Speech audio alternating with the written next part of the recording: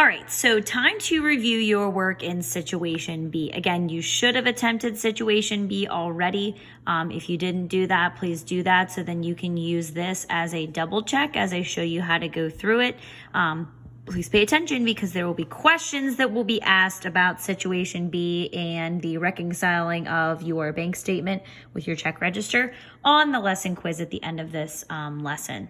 So it says that today is June 4th and we received a detailed bank statement for our checking account activity for the month of May. And for this simulation, we've been writing checks for May. And it says to make sure that step one is to compare and match. You want to compare your check register with your statement, match the checks, deposits, ATM, debit card, mobile wallet, or online bill pay transactions in your check register with all the items on the statement.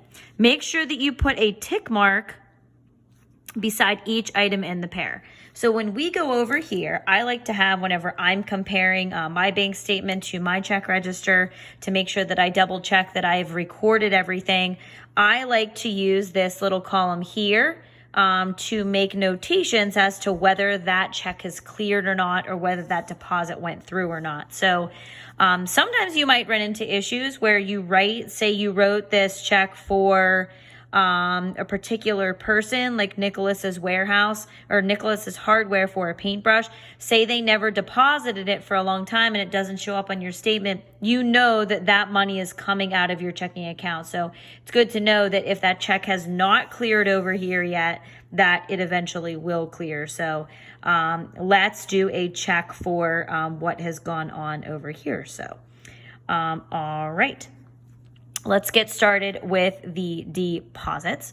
So we have the customer deposit for $1,134.10. That is the amount of our paycheck. So we got one on the 3rd, which matches right here. And then it tells us that we also had one on the 15th. And if I go down to my other paycheck that I deposited, that is for $515. I can go ahead and give that a check mark. You can double check your amounts and make sure that they match what matches on your statement.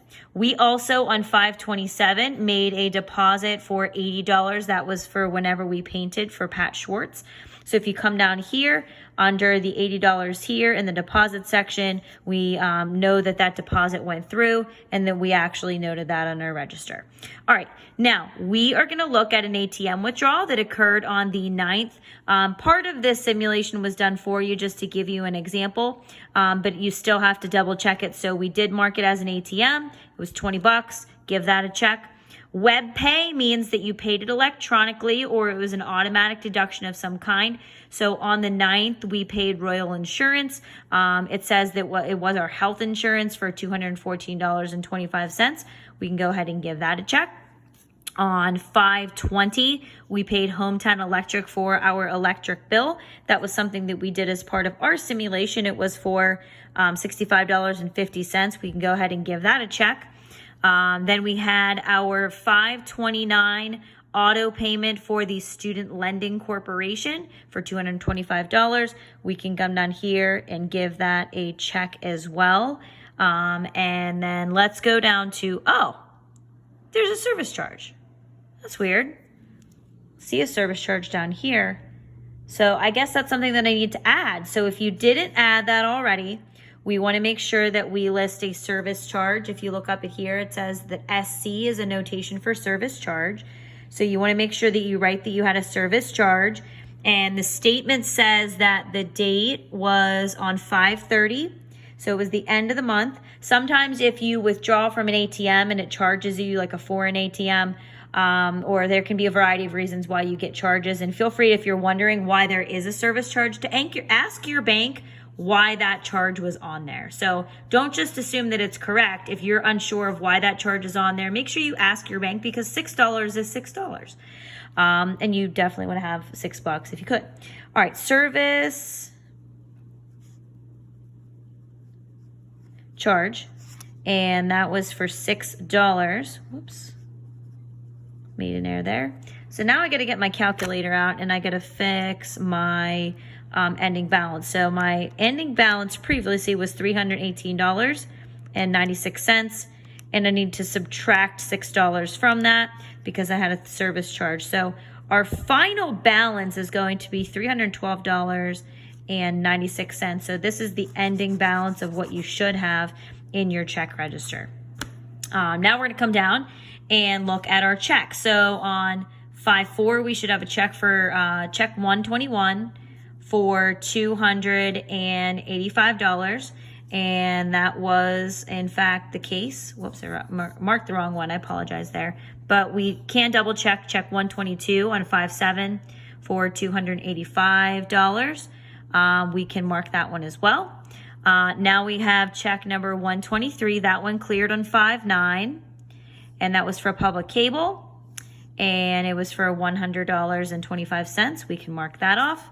Check 124 was for 5/12. We can go ahead and mark that off for $58.20. And then we had check 125 on 5/13, and we see that that is noted right there for $171.92. Those work clothes are pretty expensive. But sometimes you have to buy things to do your job. Like if you're a nurse or a doctor and you have to wear scrubs, you kind of can't really find a way around that because it's part of something you have to wear for work. So you need to budget for that accordingly. Now we have the checks that we actually wrote as part of our simulation. So check 126, we have 5/20. So let's go and check that. 126 on 5/20, our car payment cleared. We can give that a check. A check for $127 on 5/20 was $67.90. We can go ahead and give that a check. We have a check for $128 for 5/20. That was for $464. And that one is Shelter Realty right here for our apartment. And then we had a POS debit, which must have been our the groceries that we did. So that was our debit card on 5/29. So if we look for the debit card on 5/29, we have the $62.60. All right, so now we're going to double check in this line things that we have not marked off yet. So I have noticed that I have not marked off check 129 for Nicholas Hardware. They might not have cashed my check yet. So this means that this guy right here is an outstanding check. It is not cleared yet. So we need to make a notation of that so that we can make sure that we always keep enough money in our account to make sure that this check will clear. So part of reconciling your bank statement with your checking account is listing outstanding transactions, things that you want to be aware of that they're coming in. So I want to make a notation of that Nicholas Hardware transaction that did not clear yet. So what I'm going to do here, that transaction occurred on 5/24 and the check number was 129 and the transaction was Nicholas Hardware. You can abbreviate that if you want to. And the amount was $11.10. Now, if I go over here, I'm looking, I have something else. So this is open, and then I also have this open. This was the check that I wrote to Thrift Mart, and I notice over here that I made an error. Sometimes you catch errors that you have made in your check register. So I noticed here that I wrote a check for 129, and I have 129 again. Like that can't be possible because there can't be two of the same check. So sometimes you can get carbon copies in your checks. But if you're looking along the lines of like if you're writing checks in order, and if you look back to our simulation, that was actually check 130. So I made that mistake. So I can go ahead and cross that off. And this actually should be check 130. So I'm going to come over here. That one is not cleared either. The date on that one was 5/29. And it was check 130 for Thrift Mart. And the amount for that was $19.25. So $19.25. We want to add that together. Oops. Clear.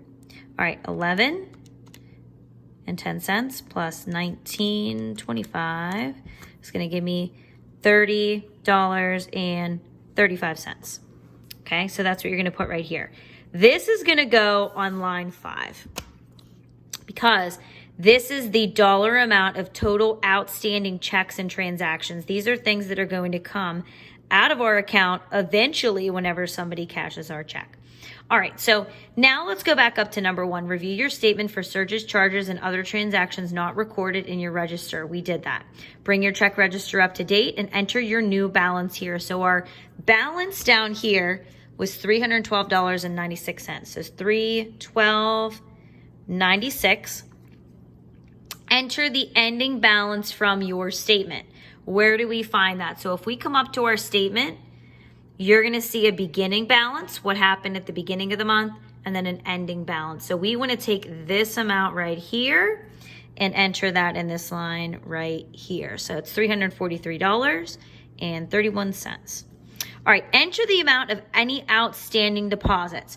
Now, I checked everything that I needed to here. None of them occurred in the deposit area. So what I'm going to do here is is going to be a 0 because I don't have anything that I'm waiting for to clear that is coming in. So nothing is going to be added. So we're going to add line 2 plus line 3. So line 2 plus line 3, 0 plus 343.31. It's just going to be the same thing, $343.31. So $343.31, excuse me.